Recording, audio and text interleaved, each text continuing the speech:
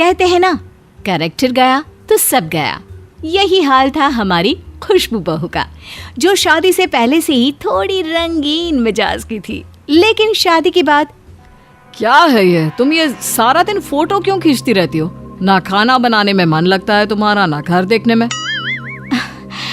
वो ना कोई फोटो मांग रहा था तो उसी को भेज रही थी। है? कौन मांग रहा था और क्यों मांग रहा था? मैं तो कभी किसी से फोटो नहीं मांगता, और तुम जानती हो ना जमाना कितना खराब है। खुशबू नाम है मेरा, जमाना तो हमने ही खराब कर रखा है। यू नो, दूर दूर गांव में जब पति लेट आते थे तो बीवी पूछती थी, खुशबू के पास से तो होकर नहीं आ रहे हो ना? पति सर पकड़ लेता है, ये किससे शादी हो गई? क्या आप वीडियोस बनाते बनाते थक गए हो पर लाइक्स, व्यूज और फॉलोअर्स नहीं आते? तो एक सीक्रेट इन्फॉर्मेशन देती हूँ आपको। फ्रेंड्स, मौज ऐप ने अभी एक नया मौज फॉर क्रिएटर्स प्रोग्राम लॉन्च किया है, जिसके बारे में अभी भी ज्यादा लोग जानते नहीं। और अभी अगर आप उस प्रोग्राम में एनरोल होते हैं तो आपके व्यूज और फॉलोअर्स तो गारंटीड बढ़ेंगे ही साथ आपको 20,000 तक हर महीने अर्न करने का मौका भी मिलेगा। और यही नहीं, आपको मौज की तरफ से एक बड़ी मिलेगा जो आपकी सारी प्रॉब्लम्स को सॉल्व करेगा। और जैसे जैसे आप फेमस होते जाएंगे, आपको बड़े बड़े क्रिएटर्स से मिलने का मौका भी मिलेगा, और मौज के बड़े बड़े इवेंट्स में जाने का इन्विटेशन भी। अब सोच रहे होंगे कि अप्लाई कैसे करना है, तो पहले आपको गूगल पे जाके मौज फॉर क्रिएटर्स सर्च करना है। फिर आपको फर्स्ट लिंक जो दिखेगी वो इसकी साइट है, वहां जाना है और अप्लाई बटन पे क्लिक करके अपना नाम और फोन नंबर डालना है। और अगर आपका यूट्यूब और इंस्टाग्राम अकाउंट भी है तो उसका यूजर नेम डाल दो और बस अप्लाई पे क्लिक कर दो, और फिर आपको मौज की टीम खुद कॉल करेगी। वेबसाइट का लिंक डिस्क्रिप्शन में है, जाओ उस पे क्लिक करो और अप्लाई कर दो। तो सोच क्या रहे हो, मौज बना हिट हो जा। ये लड़की तो बिल्कुल ठीक नहीं है। वो माँ के पास जाता है। माँ, लगता है मुझसे गलती हो गई। ये लड़की ठीक नहीं है, इसका चाल चलन भी ठीक नहीं लगता। देख बेटा, आस पड़ोस वाले लोग भी खुशबू के लिए बात करते हैं कि लड़की अच्छे घर के नहीं है। तू क्या किसे उठा लाया बेटा? 1 महीने के प्यार में शादी कर ली, ऐसे कोई करता है क्या? हाँ माँ, तू ठीक कह रही है, लेकिन अब करे तो क्या करे? तभी घर की घंटी बजती है। अरे कौन आ गया? सामने खड़ा होता है कुरियर वाला। खुशबू की खुशबू नहीं आ रही है। कहाँ है वो? जा अंदर, वहीं है। अरे कैसी बात कर रहा है बेटा, ये हम लोगों का घर है, उसकी माँ कमाई का नहीं है। आप बताओ भैया क्या काम है? तभी खुशबू आ जाती है। हाय, कैसे हो? लाओ पैकेट दे दो और उनको शुक्रिया कह देना। पति हैरान रह जाता है।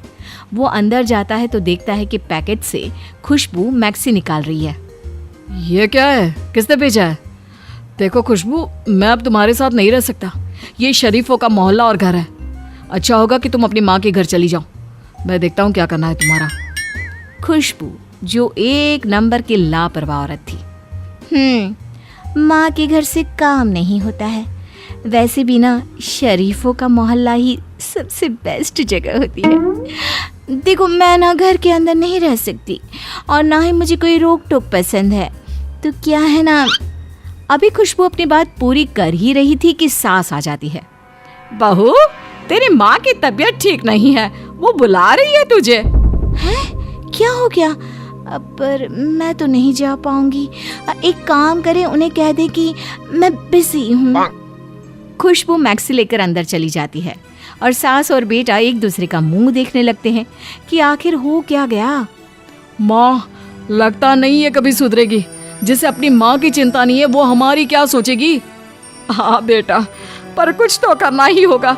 किसी भी तरह इस आवारा खुशबू से तेरा पीछा तो मैं छुड़वा कर रहूंगी।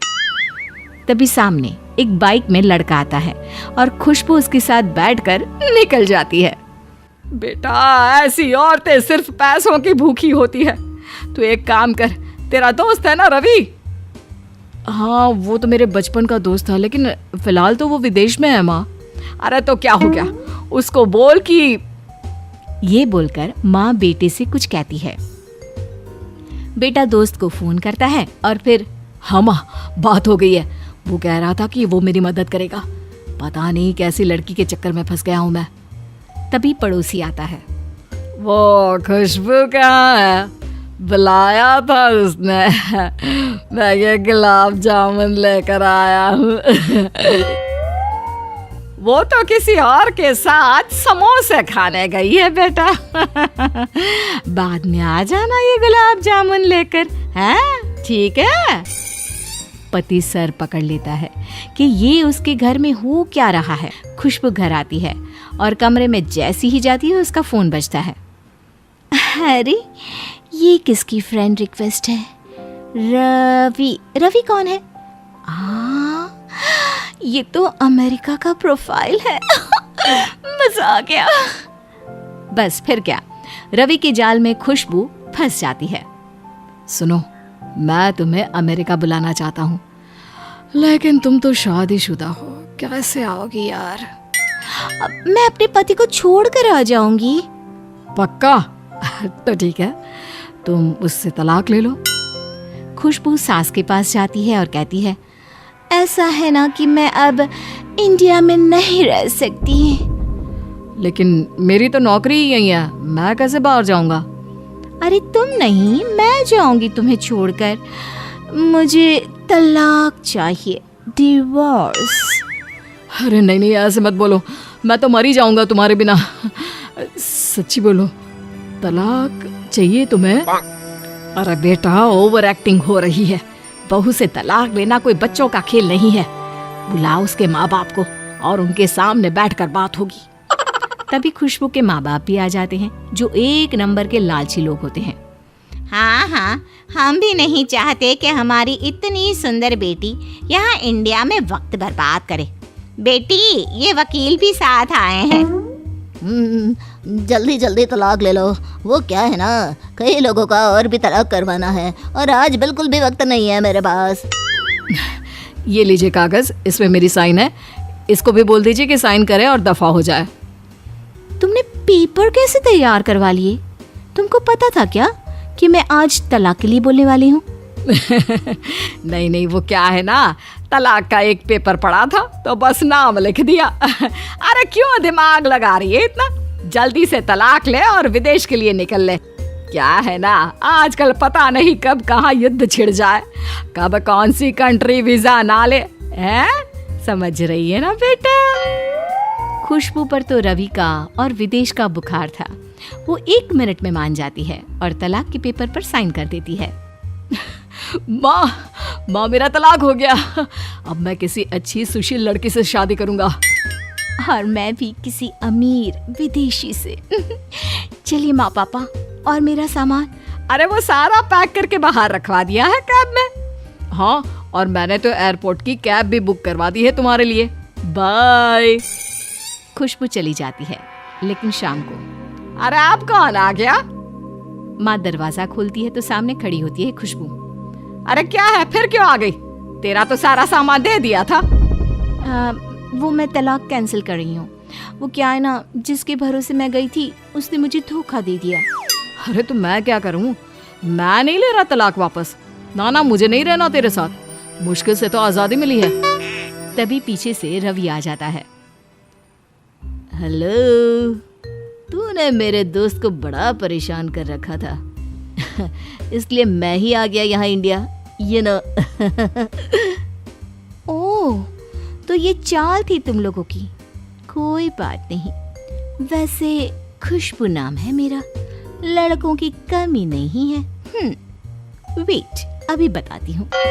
खुशबू एक फोन करती है और 2 बाइक और एक कार आकर दरवाजे में रुकती है। बढ़िया आए, खुशबू नाम है मेरा, फ्लावर, समझा क्या? फायर हूँ मैं। बाय। सोनिया प्रेग्नेंट थी, लेकिन प्रेग्नेंट होने के बाद भी सोनिया हमेशा चिंता में रहा करती थी, क्योंकि उसको ऑलरेडी एक बेटी थी और उसके ससुराल वाले इस बार बेटी नहीं बेटा चाहते थे। ऐसे ही एक दिन सोनिया अपने कमरे में बैठी आराम कर रही थी, तभी वहाँ उसकी सास कुंती उसके पास आती है और उससे कहती है, बेटा तू यहाँ अकेली क्यों बैठी हुई है? किसी बात की चिंता ले रही है क्या तू? नहीं माँ जी, ऐसी कोई बात नहीं है, मैं तो बस ऐसे ही बैठी हुई थी। सारा काम खत्म हो गया ना, तो मैंने सोचा क्यों ना अपने कमरे में जाकर आराम कर लूँ। अरे आराम तो तू कभी भी कर सकती है, फिलहाल तो तू हम लोगों के साथ बाहर बैठ। सबके साथ बैठेगी ना तो तेरा मन भी लगा रहेगा। सोनिया और कुंती आपस में बात कर रहे थे, तभी सोनिया की बेटी रिया उसके पास आती है। मम्मी मुझे बहुत जोर से भूख लगी है, कुछ खाने को दे दो ना। हाँ रिया, तुम चलो, मैं अभी तुम्हारे लिए कुछ खाने को लेकर आती हूँ। हाँ, तू इसे खाने के लिए नहीं देगी, मैं देती हूँ। तुझे अभी आराम की ज़रूरत है।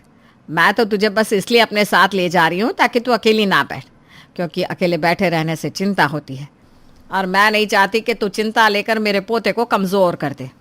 हाँ मम्मी जी, आप बिल्कुल सही कह रही हैं। वैसे आज ना मुझे हॉस्पिटल जाना है चेकअप के लिए, तो क्यों ना आप भी मेरे साथ शाम को हॉस्पिटल चलें। सोनिया की बात सुनकर कुंती उसके साथ हॉस्पिटल चलने के लिए तैयार हो जाती है और शाम को जब कुंती सोनिया को लेकर हॉस्पिटल जाती है तो डॉक्टर उसका चेकअप करती हैं। जच्चा बच्चा तो ठीक है, लेकिन लगता है सोनिया जी टेंशन बहुत लेती हैं। क्यों सोनिया जी, सही कह रही हूँ ना? नहीं डॉक्टर साहब, ऐसी तो कोई बात नहीं है, वो बस। कोई बात नहीं। वैसे आप ज़्यादा टेंशन मत लेना, क्योंकि टेंशन लेने से बच्चा कमज़ोर हो सकता है। फ़िलहाल सब कुछ ठीक है। हाँ, अपने ऊपर थोड़ा और ध्यान देना। डॉक्टर और सोनिया आपस में ये बात कर रही थी, तभी बीच में बात करते हुए कुंती अपनी बात रखती है। डॉक्टर, मैं क्या पूछ रही थी कि क्या आप मुझे ये बता सकती है कि मेरे बहू के पेट में लड़की है या लड़का? ये कैसी बात कर रही हैं आंटी जी आप? क्या आपको पता नहीं, लिंग जानना और ये बताना कानूनन अपराध है। अगर आपने मुझसे दोबारा ये बात पूछी तो मैं आपके खिलाफ FIR भी कर सकती हूँ। डॉक्टर प्लीज़ शांत हो जाइए, मेरी सास ने ऐसे ही मजाक में पूछ लिया, आप इतना हाइपर मत होइए प्लीज़। और वैसे भी ना, मेरे घर में बेटा और बेटे में कोई भेदभाव नहीं होता। हाँ हाँ, मेरी बहू बिल्कुल सही कह रही है, मैंने तो बस आपसे मजाक किया था। हाँ, आप तो गुस्सा ही हो गई। अगर ये मजाक है तो अच्छी बात है, लेकिन आगे से ऐसी बात मत करना। डॉक्टर की बात सुनकर कुंती चुप हो जाती है और अपनी बहू के साथ घर आ जाती है। माँ जी क्या हुआ? जब से आप डॉक्टर के पास से आई हैं मैं देख रही हूँ आप काफ़ी चुपचाप हैं। अरे क्या हो गया, लड़की है या लड़का? खून तो हमारे खानदान का है ना। देख बहू, तुझे पहले से ही एक बेटी हो रखी है, मैं नहीं चाहती कि तुझे दूसरी भी बेटी हो। मुझे इस बार पोता चाहिए, बस बात खत्म। कुंती अपनी बात बोलकर वहाँ से चली तो जाती है, लेकिन सोनिया के दिमाग में उसकी बात घर कर जाती है और बेचारी टेंशन में रहने लगती है। ना सिर्फ सोनिया बल्कि अब कुंती को भी चिंता होने लगी थी कि उसकी बहू को आखिर बेटा होगा या बेटी। शाम को जब सोनिया के ससुर और उसका पति अविनाश घर आते हैं तो कुंती उन लोगों के पास बैठकर आज हुई सारी बात बता देती है। हाँ तो माँ, आप किसी भी डॉक्टर से लिंग के बारे में बात करेंगी तो वो तो गुस्सा ही करेंगे, क्योंकि बच्चा होने से पहले अगर हम लिंग जांच की बात करते हैं तो हम पर केस भी बन सकता है, ये कानूनन अपराध है। अरे लेकिन बेटा, मुझे इस बार पोती नहीं बल्कि पोता चाहिए। मैं इस बार भी तेरी बेटी बर्दाश्त नहीं कर पाऊंगी। हाँ, अरे जब तक हमारे घर में एक लड़का नहीं होगा तब तक हमारा वंश आगे कैसे बढ़ेगा? आखिर हमें अपना खानदान भी तो बढ़ाना है। माँ, बेटी तो मैं भी नहीं चाहता, मैं भी चाहता हूँ कि मुझे बेटा हो, पर जो भी होगा वो भगवान की देन है, इसमें हम कुछ नहीं कर सकते। अरे अब इन सब बातों को छोड़ो और खाना खाओ, क्योंकि अब हमारी बहू के पेट में लड़का है या लड़की ये तो हमारे उल्टा बाबा ही बताएंगे, क्योंकि उनकी भविष्यवाणी कभी गलत नहीं जाती। मैं सोच रहा हूँ अगले दिन उल्टा बाबा को अपने घर ले आऊँ। हाँ जी, आप सही कह रहे हैं, अब उल्टा बाबा ही है जो हमारी इस दुविधा का समाधान निकाल सकता है। इस तरह सब आपस में बात करने के बाद खाना खाते हैं और सो जाते हैं। अगले दिन मोहित उल्टा बाबा को अपने घर ले आता है। उल्टा बाबा को देखकर कुंती उल्टा बाबा के पैर छूती है और उन्हें प्रणाम करती है। प्रणाम बाबा, आइए आइए, हम सब आपका ही इंतजार कर रहे थे। तथास्तु बच्चों, बताओ कौन सी दुविधा आन पड़ी है तुम सबके ऊपर जो तुमने हमें अपने घर बुलाया? क्या बताऊं उल्टा बाबा, मेरे ऊपर तो दुविधा ही दुविधा है। मेरी बहू को पहले ही एक बेटी हुई है, लेकिन अब मैं दोबारा अपनी बहू को बेटी नहीं चाहती। मैं चाहती हूँ मेरे घर में लड़का पैदा हो ताकि मेरा वंश आगे बढ़े। बच्चा, ये तो ऊपर वाले की देन है, वो तुम्हें जो देंगे अच्छा ही देंगे। वो तो हम जानते हैं बाबा कि ऊपर वाला हमें जो देगा वो अच्छा ही देगा, लेकिन हम आपसे जानना चाहते हैं कि क्या हमारी बहू को बेटा होगा? अवश्य बच्चा, आपकी बहू को बेटा पैदा होगा, लेकिन उसके लिए आप लोगों को कुछ उपाय करने होंगे।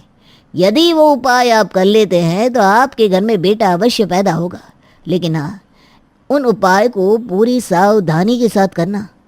हाँ हाँ बाबा, क्यों नहीं, हम सारे उपाय पूरी सावधानी के साथ करेंगे। वैसे भी हमें पोते की शक्ल देखनी है, और अब लड़के के लिए हमें चाहे कुछ भी करना पड़े वो हम सब करेंगे। क्यों अविनाश, सही बोल रहा हूँ ना मैं? हाँ पापा, आप बिल्कुल सही कह रहे हैं। बाबा बताइए हमें कौन से उपाय अपनाने होंगे। आप जैसा कहेंगे हम सभी वैसा ही करेंगे। अविनाश की बात सुनकर उल्टा बाबा अपना हाथ उठाते हैं। ओम नमो नमो भगवते नमः। अविनाश बच्चा, अगर तुम्हें बेटा चाहिए तो तुम्हें अगले 2 महीने उल्टा चलना होगा, सर नीचे पैर ऊपर करके। ये क्या बोल रहे उल्टा बाबा? भला कोई इंसान सर नीचे पैर ऊपर करके कैसे चल सकता है? बिल्कुल चल सकता है बच्चा, देखो मैं तुम्हें बताता हूँ कि इंसान ऐसे कैसे चलता है। इतना बोलकर उल्टा बाबा अपने हाथों के बल खड़ा हो जाता है और थोड़ी देर चलकर दिखाता है। ये देखकर सभी की आंखें फटी की फटी रह जाती है। देख लिया, जिस तरह से हम चल रहे हैं ठीक वैसे ही तुम भी चल सकते हो, इसलिए ज्यादा सोच विचार मत करो। यदि तुम्हें बेटा चाहिए तो तुम्हें ये उपाय अवश्य करना होगा। उल्टा बाबा की बात सुनकर अविनाश उल्टा चलने की कोशिश करने लगता है, लेकिन वो नहीं चल पाता, तुरंत नीचे गिर जाता है। उल्टा बाबा, मैं तो हाथ के बल खड़ा होते ही नीचे गिर गया, अब मैं उल्टा चलूंगा कैसे?